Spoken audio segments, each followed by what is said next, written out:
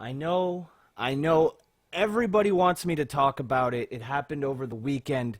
The wrestling world is talking about it. The MMA world is talking about it. Everybody is talking about it. Kayfabe Today now has a .com. Kayfabetoday.com for all the great old kayfabe stuff you loved, but now on a .com. Oh yeah, there was also that other thing, Brock Lesnar fighting at UFC 200. That happened on the weekend too. Not quite as exciting as kayfabetoday.com, but exciting nonetheless. Now I think this could be an excellent move for the WWE unless Lesnar gets the shit kicked out of him. If Brock goes down real easy, if he goes down quick, if he just gets his ass handed to him, which I don't necessarily think will happen, but if it does, how does that make a guy losing to him in the WWE look? Also, you kind of lose that mystique of him being an unbeatable, powerhouse and giant and an unstoppable force if he gets his ass kicked 2 weeks before one of your major pay-per-views. I don't know what to think. But if you want to hear more about my thoughts, you can check out kayfabetoday.com and listen to our podcast. I'll be talking about it this week. They're usually released on Wednesdays. So go over to kayfabetoday.com and check out our podcast. My name is Eric. Welcome to Raw Reaction. Raw kicks off live this week from Oklahoma City, Oklahoma. Now we have Dean Ambrose, Sami Zayn, Kevin Owens, Del Rio, Jericho, and Cesaro in the ring on top of ladders. And they're all, discussing about, oh, I'm more famous than you because I'm more famous because I'm more Great. So we start Raw off with a dick measuring contest.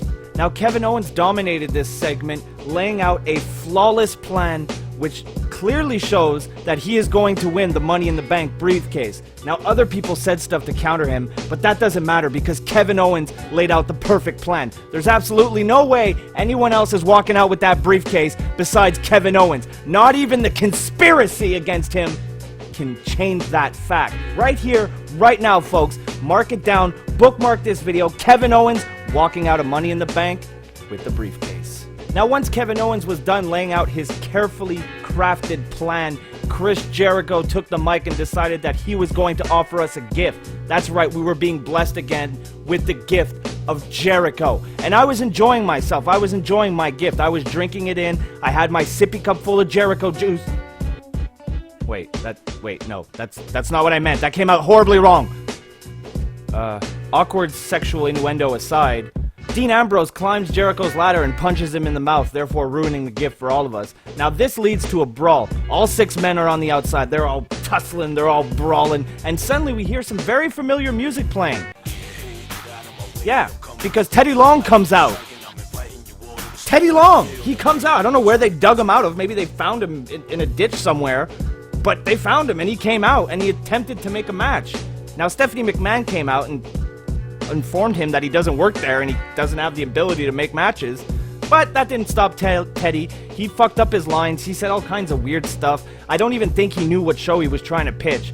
And, well, he thinks he should run SmackDown. Because, yeah, that would be great. So once Steph, shoos Teddy Long back to obscurity, she makes 3 matches. She makes Sami Zayn versus Del Rio, Kevin Owens versus Dean Ambrose, and Cesaro versus Chris Jericho. All for tonight. All on Monday Night Raw. In fact, Cesaro and Jericho is the first matchup. Pretty good match to kick off Raw. I like the chemistry these two guys had, and of course, as I've mentioned before, big Cesaro fan. He always comes out with hot fire in his matches, and this was no different. In fact, there were so many flip-de-dips and hoop-de-doos in this match, Jim Cornette was somewhere in the world shedding a tear for how beautiful professional wrestling can be. This match had a cool little spot right near the end where Cesaro was going for his springboard spinning European uppercut, and Jericho managed to counter that into the code breaker. It looked sick.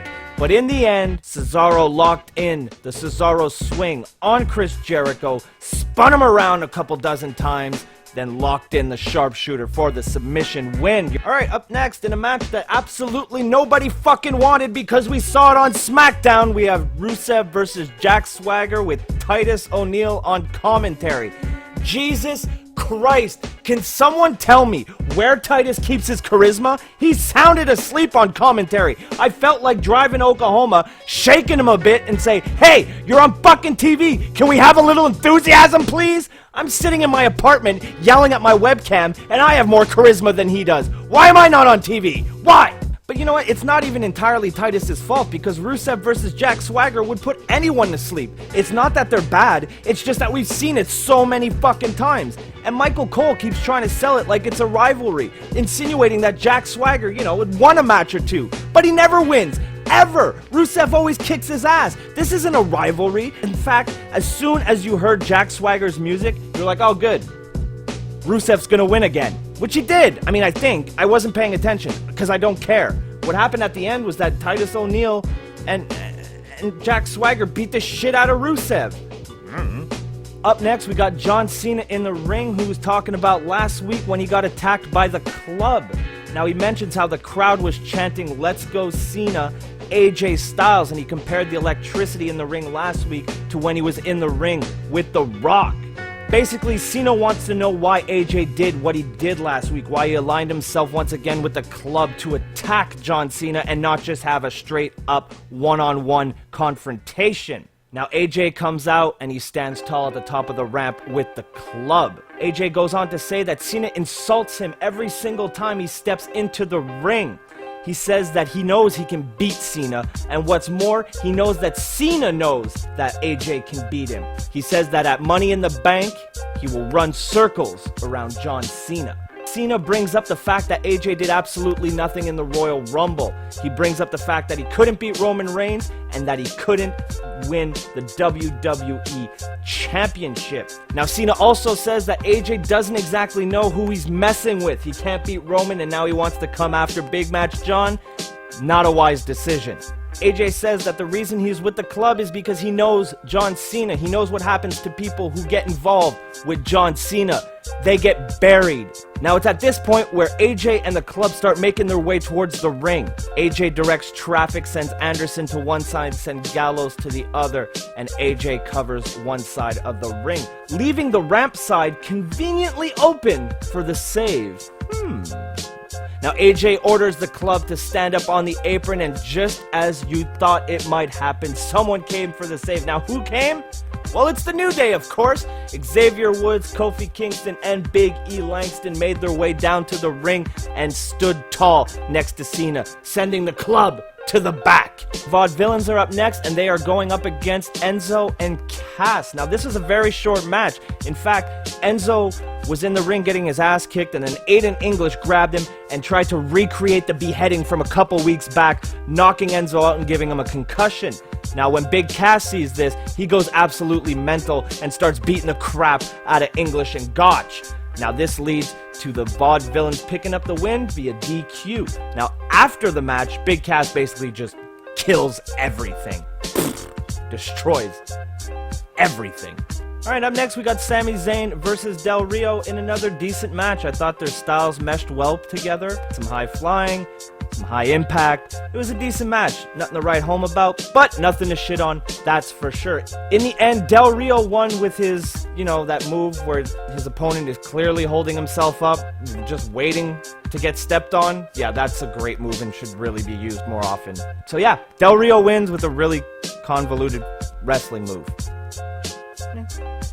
Backstage now with Kevin Owens and Dean Ambrose, where Kevin Owens brings up a bunch of valid points why Dean Ambrose won't win Money in the Bank.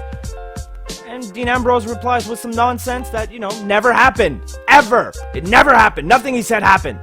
Ever. Alright, so we got Kevin Owens versus Dean, I'm too fucking stupid to be alive, Ambrose. I was pissed, not because Kevin Owens, but because, he was going up against Dean Ambrose, which means I had to pay attention during a Dean Ambrose match, which I was none too pleased about. But thankfully, KO had my back, just like I had his. Early on, KO took off Saxon's headset and started doing a little bit of commentary. Now this just proves my theory that Kevin Owens could do commentary while he wrestles and still be much, much better than Byron Saxton. Seriously, fuck that guy. Now one thing that really bothered me was when Dean Ambrose was lying on the outside of the ring, Kevin Owens gets up on the apron and hits him with a frog splash. And then like 2 seconds later, Dean Ambrose just boop, pops right back up like nothing ever happened. Somebody needs to sit this boy down and give him a sweet little lesson about selling. Because clearly, this motherfucker forgot that day in wrestling school. Or he just wasn't paying attention. He was probably trying to think of some lame jokes to use during his promos instead of listening to teacher teaching how to sell. Because the motherfucker never does it. No sell Dean. That's what we should call him. No sell Dean. Fuck Ambrose. In the end, Dean Ambrose hits the fucking dirty deeds on Kevin Owens. After the match, Ambrose gets a ladder, and he sets it up, not even under the briefcase. He was by himself, can't even put the ladder under the briefcase to make it easy on himself. He has to move it off the side, so he reaches like an idiot. Kevin Owens comes back down and pushes him off the ladder. Dean Ambrose can't even win a match right. He can't even win correctly. Even when he wins matches, he still ends up flat on his back. Idiot! Yeah.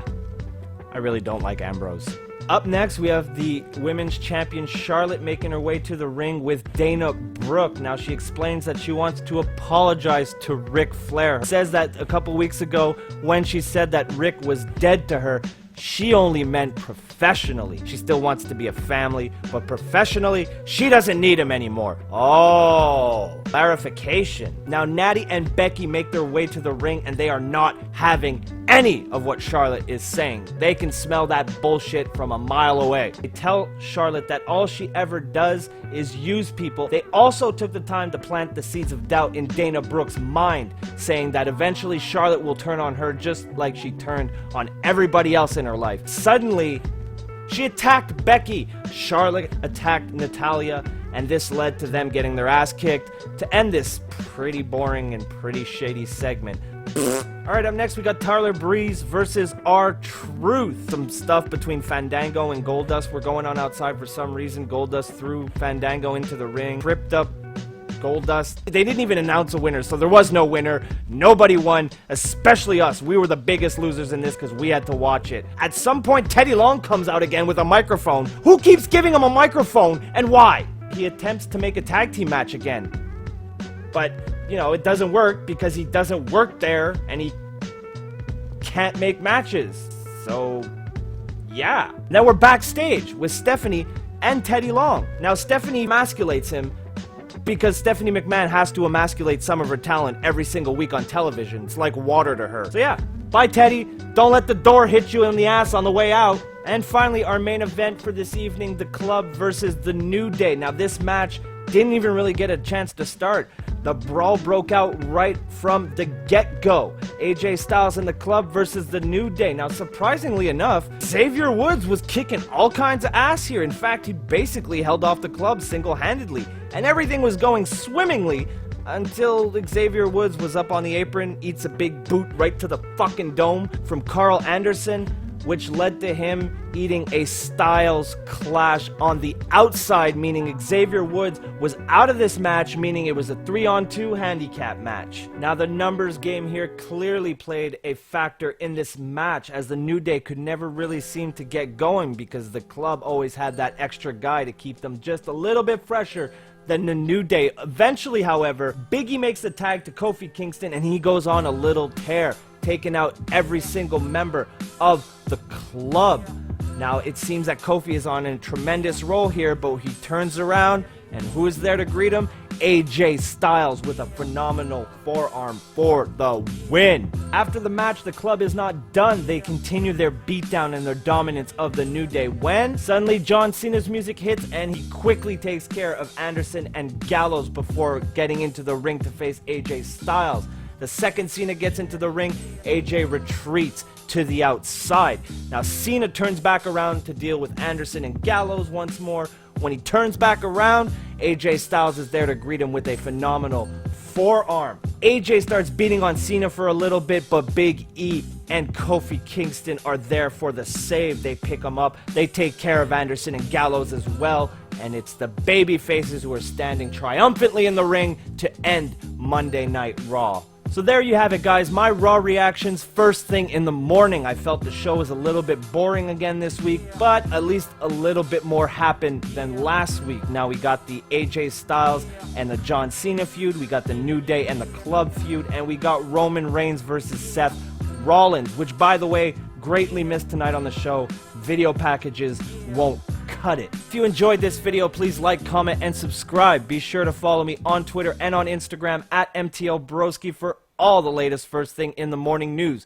Go give the Facebook fan page a like at facebook.com/FTitM, and be sure to go visit the brand new kayfabetoday.com for great wrestling reviews, awesome articles, my Raw reactions, and much, much more. Once again, that's kayfabetoday.com. And until next Tuesday morning, Broski Club, I'm Eric, and this was Raw Reactions, first thing in the morning. Let's get it.